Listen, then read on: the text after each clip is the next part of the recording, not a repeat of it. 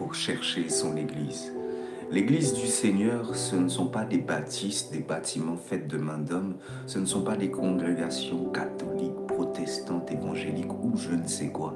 L'Église vivante du Seigneur, c'est toi, c'est moi. Ce sont des hommes et des femmes qui ont été créés, ce sont des êtres humains. Et c'est ce que la Bible nous enseigne clairement. Pourtant, combien de croyants vivent leur vie sans même se soucier de cette réalité imminente? Combien vont à l'église, semblent être de bons serviteurs de Dieu, qui considèrent Dieu et qui craignent Dieu, mais si Dieu arrivait maintenant, là, aujourd'hui, et qu'il dirait, voilà, le temps est arrivé, beaucoup diraient, attends s'il te plaît Seigneur, oh mais je n'ai pas encore fini de faire ça, j'ai ça à mettre en ordre, oh je n'ai pas encore réalisé ça. Nous nous rendons compte que les hommes et les femmes sont plus attachés au monde et aux choses du monde qu'à Dieu. Et le retour du Seigneur, en effet, va surprendre un plus grand nombre, parce qu'en vérité, personne ne sait ni le jour, ni l'heure. Et chaque jour, nous devons considérer que le fait que nous sommes de passage sur terre et que nous sommes dans une marche vers notre salut. Toute forme de souffrance, de difficulté, de douleur que nous avons pu connaître ou vivre ou même éprouver ici-bas ne sont rien face à la colère de Dieu à venir. Je ne suis pas dans une campagne de traumatiser qui que ce soit, de faire peur à qui que ce soit, mais je viens juste te rappeler que le Seigneur a créé le ciel, la terre, l'univers, et tout comme ici-bas les institutions juridiques existent, que le Seigneur jugera aussi tout ce qui est ici-bas. Il l'a déjà fait auparavant, parce qu'il n'y a rien de nouveau sous le soleil. Rappelez-vous Sodome et Gomorrhe. Et nous sommes dans cette époque de Sodome et Gomorrhe, où les gens fonctionnent sans principe, où leur cœur se détourne de Dieu, où leur cœur, même parfois, se laisse aller à la rébellion même contre Dieu. Les gens sont absorbés par leur routine, par leur confort matériel, par leur attachement aux choses du monde, pensant que celles-ci leur donnent une raison d'exister. Mais le retour du Seigneur n'est pas et ne sera pas une simple formalité. Ce sera un événement majeur qui va bouleverser toute l'humanité. Beaucoup prennent plaisir encore parce que les enfants de Dieu sont là, parce que l'Esprit de Dieu est là, parce que la grâce et la miséricorde de Dieu sont encore là. Mais le Seigneur revient chercher ces églises vivantes, des hommes et des femmes qui seront enlevés.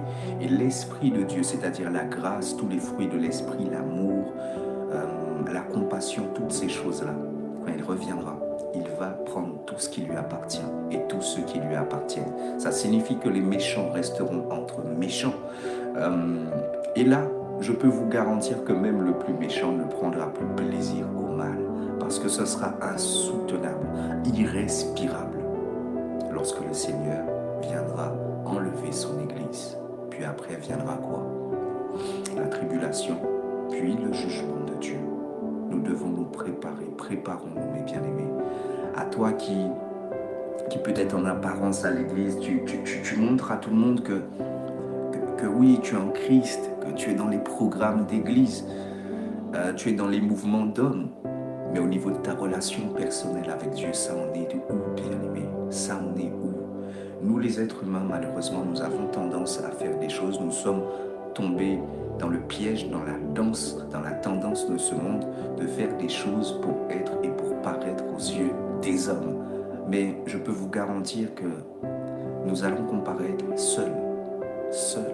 Toi et toi seul, tu comparaîtras devant Dieu. Il n'y aura pas ton voisin, ni personne qui pourrait être ton avocat. Alors c'est avec une conscience renouvelée que nous voulons comparaître devant l'Éternel. Que le Seigneur nous fasse grâce. Ce jour-là, où le Seigneur reviendra, le ciel, les cieux vont se déchirer et nous verrons le Seigneur dans toute sa gloire pour juger le monde avec justice. Ceux qui auront ignoré son avertissement, ceux qui vont continuer à vivre dans le péché et dans l'indifférence, vont être confrontés à la réalité de leur choix. Je n'ai pas d'ennemis, mais c'est quelque chose que je ne souhaite pas même à mon pire ennemi. Si tu penses avoir connu ou avoir vu le pire, laisse-moi te dire que tu n'as rien encore vu. Géographiquement, scientifiquement et archéologiquement, tu as la possibilité d'avoir un extrait de ce que sera la colère de Dieu. À côté de la mer Morte, vers la Cisjordanie, que je ne dise pas de bêtises, existait l'ancien Sodome et Gomorrhe.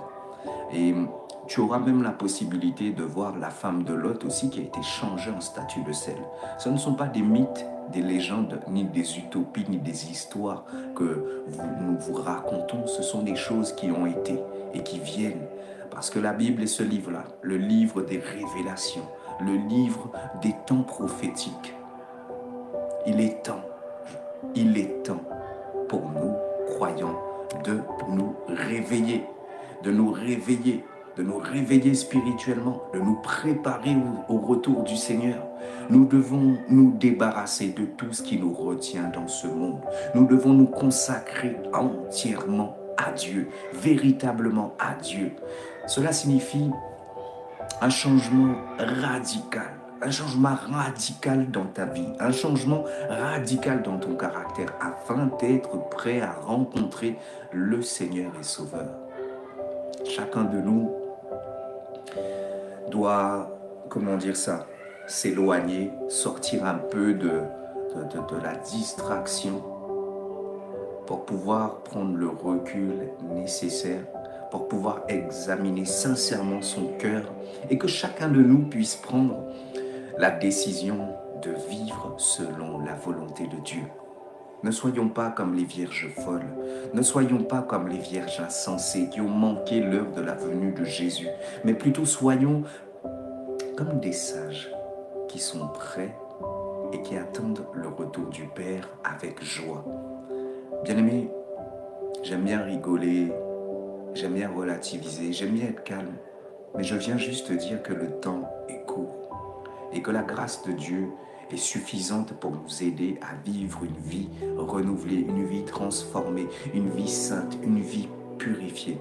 Ma prière aujourd'hui est que nous puissions nous préparer pour l'arrivée glorieuse de notre Seigneur, que nous puissions être de ceux-là qui attendent avec espérance le jour où nous serons enfin réunis avec lui pour l'éternité. Bien-aimé, donne ta vie à Jésus si tu ne l'as pas encore fait. Ça ne dépend pas de ce que tu as, de ce que tu peux, de où tu es, de ce que tu vis. Tu as juste à le confesser au-dedans de toi et de ta bouche et tu seras sauvé. Pour tous ceux, pour toutes celles qui ont perdu la crainte de Dieu, mais qui en apparence servent dans les églises, dans les associations, etc., etc. Retrouve le véritable zèle de l'évangile, retrouve ton intimité avec Dieu, avec son Saint-Esprit, que ce que tu es en train de faire devant les hommes ne soit pas simplement des choses en façade, mais des choses conduites par l'Esprit, que Dieu lui-même agrée et que Dieu lui-même prend plaisir. Alléluia. Mes chers bien-aimés, c'en est tout pour aujourd'hui. N'oubliez pas de partager, de commenter et de liker. Je vous dis shalom, à très bientôt.